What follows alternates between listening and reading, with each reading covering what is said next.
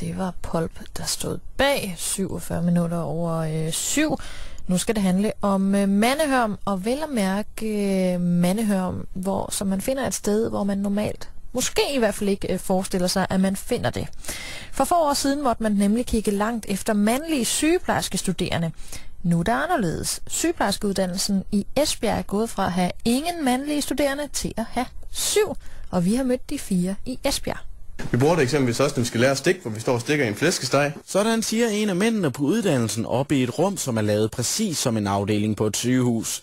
Studieleder Inge Hynkemeyer håber, at endnu flere mænd vil søge ind på uddannelsen. Det er jo et udtalt kvindefag, men det er altid godt at have en blanding. I og med, at man ser på tingene ud fra forskellige perspektiver, det gør vores patienter jo også.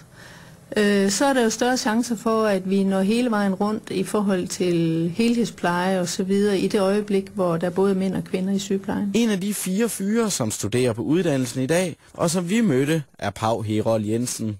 Han har tidligere haft erfaring fra reklamebranchen, men efter en fyring ville han gerne videre til et job, som gav mere mening for ham. Og så tænkte jeg, at jeg skulle være inden for noget, hvor der er omsorg, hvor mennesket er i centrum, hvor man bliver behandlet godt. Så jeg føler, at man gør en forskel for det andet menneske, som man ser, at mennesket bliver glad. Det kan være bare det at give et andet menneske lidt håb i en situation, hvor de har det rigtig svært. Det er ikke sikkert, at de er i stand til at kan sige det, men der kan du måske bare opleve at få et blik eller et lille smil, og det er nok til, at ens dag den er reddet. Drengene synes, at der både er positive og negative ting ved at have så mange kvindelige studiekolleger. Lars Frederik Hansen siger: Det er sgu da meget hyggeligt at have mange tøser. Så kan man lige fyre en ekstra joke af, og så får du lige smidt i hovedet igen. Det er sgu meget sjovt at redde. Men der er også negative ting ved alle de kvinder. Så kan man også nogle gange lige sige, at nu er der nok snak, og så går vi i gang med at lave noget.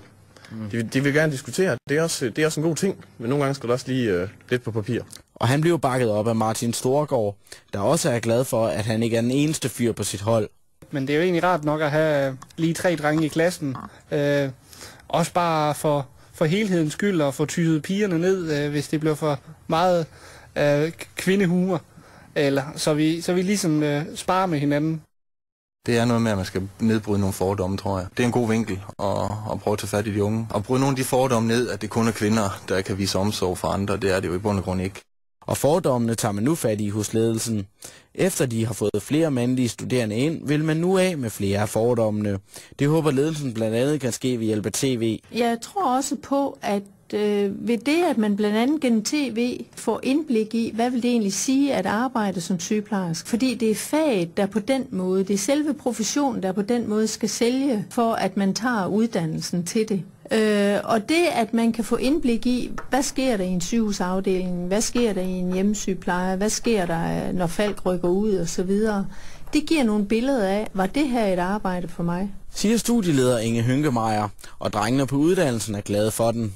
Ja, gør synes ikke det? Jo. Ja. Hvis du vil se mere om, hvordan det er at være mandlig sygeplejerske, så kan du finde et link, og det kan du inde på dr.dk/p4. Asbjørn Andersen var vores 5. mand på stedet. Han var vores reporter på sygeplejerskolen i Esbjerg.